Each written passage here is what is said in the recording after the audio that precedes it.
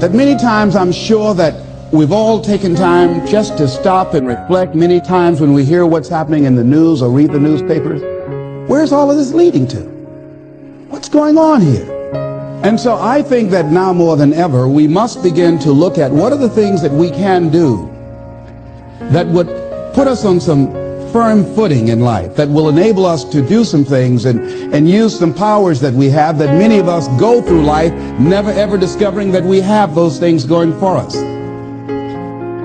And part of that, I believe, is knowing what it is your life worth. What is it that gives your life a sense of meaning and purpose? Because once you find that, it puts you in your power place. See, if you know what your life work is, I encourage you to start working on it. If you can't do it all at one time, do just a little bit of it. And if you don't know what it is that you showed up to do, if you don't know why you're here, I encourage you to find out what your purpose is here. What is the meaning of your life? What will be different? Have you ever asked yourself that question? I've done that. I remember coming from a friend of mine's funeral, and I was reflecting on how much time I had left. And I went for a walk in a park thinking about this guy whose life was so promising. And I mean, he wasn't an old guy. He was quite young, in fact. And I thought about all of the things that he said he was going to do, and he never got a chance to do those things. And I started thinking about my own life and how much time I had left to do the things that I would like to do. And at that time, I wasn't sure what my life purpose was, what my life's work was. I wasn't sure about it at that time. And I thought about it quite a lot. I had some idea, but I wasn't convinced. I don't think I felt worthy. I didn't believe that it could be me to do this kind of work that I'm doing right now.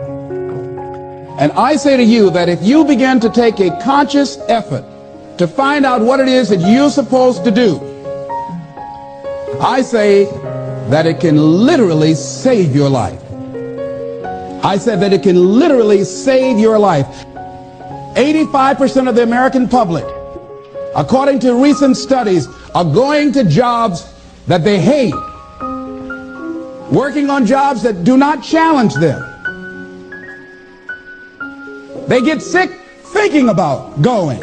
Because, see, when you go to a job and you already know how far you can go, you can already see that proverbial glass ceiling.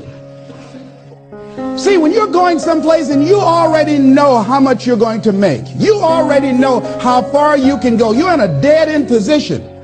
It erodes your self-esteem. It lowers your sense of yourself. It creates an inner turmoil. It creates an emptiness in you.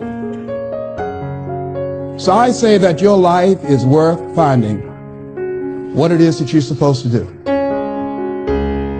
And I'm not saying quit your job. I'm saying find it and do just a little bit of it. Just start working at it just a little bit, but do find out what your work is and hold on to it, and don't let your dream go.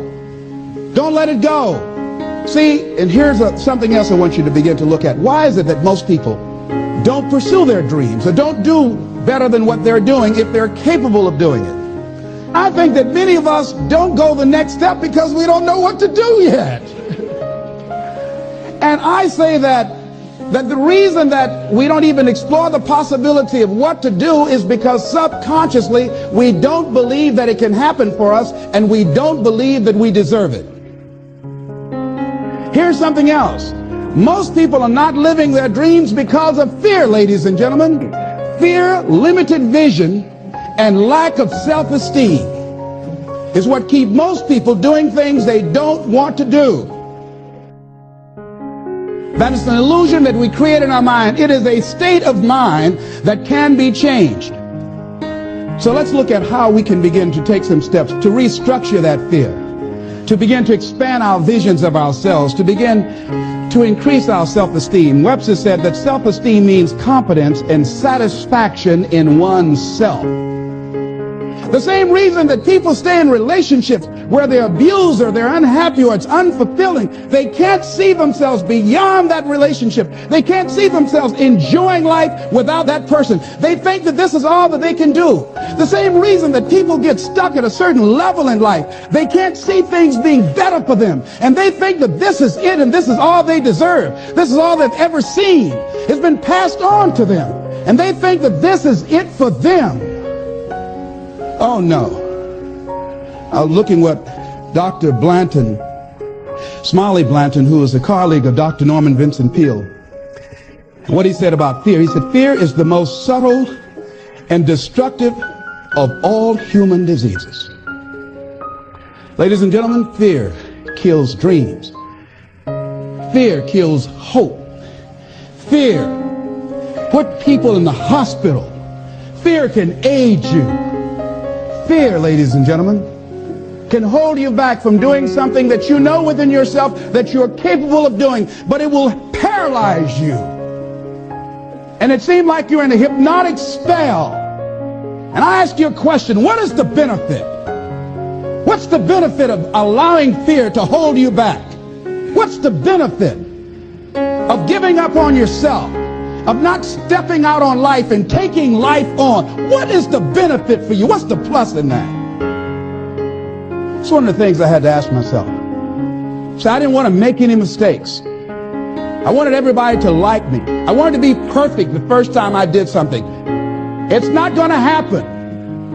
You're going to make some mistakes. You're going to hurt some folks' feelings. You're going to create some enemies whenever you decide that you want to begin to take life on.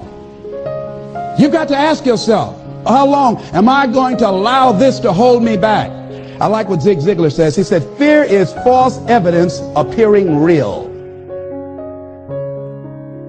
So here's what I'm suggesting. How much time do you spend working on you? How much time do you spend every day working on your dream? In the last 90 days, how many books have you read? In the last year, what new skill or knowledge have you acquired? What kind of investment have you made in you? Look at your life right now. Whatever you've done up to this point in time, your life is working. Whatever you have produced, it came out of you as a result of the kind of person that you have become. It's a result of your choices. It's a result of your consciousness. Now you have to ask yourself, are you satisfied with what you have produced? Is this what you want? Would you like for things to be better than this? Do you believe that you deserve better than this? Or are you content? This is it. You don't have to do anything else. That you already resign yourself in life and say, well, I'm happy. I'm not starving like the people in Calcutta. So I'm saying that as you begin to look at where you want to go, if you want to make it today, and things are changing so fast you have to literally run to stand still, I'm saying that you've got to make some conscious effort to begin to work to develop you. Are you allowing yourself to get off the hook like that?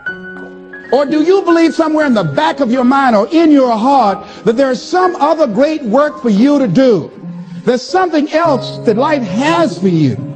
And that's why you're here. How do we handle this fear factor? How do we increase our self-esteem? You have to begin to fortify yourself. How do we do that? I believe that you have to begin to consciously monitor your inner conversation and start talking to yourself. Start building yourself up. Sometimes the only good things you will hear about you are the things that you say to you. So I'm saying learn to be your own booster. Start building yourself up. Start encouraging yourself. Start saying, I can do this. I can make this happen. When I started thinking about becoming a speaker, I said, yes, I can do this. I can make this happen. When I start trying to convince myself I can be a businessman after flopping and failing and losing thousands of dollars and feeling stupid and dumb and having people take advantage of me because of what I didn't know. I had to talk to myself because people were saying to me that I was dumb. And somewhere in the back of my mind, I was saying, you're right. Look at what I've done. I had to say, no, Les. Hey, come on, man. Get yourself together. You can handle this. You just haven't figured it out yet. It's all right. This is your training period. This is the tuition you have to pay for what you don't know. You can do this. Other people have done it. It doesn't take an Einstein. Get you some people that can teach you some stuff that you don't know. Get you some people that have done it successfully and learn from them. Take some seminars, workshops, read some books on how to manage a business. Change the way you see yourself and begin to tend to the personal details. Understand that nobody's going to take care of your business better than you.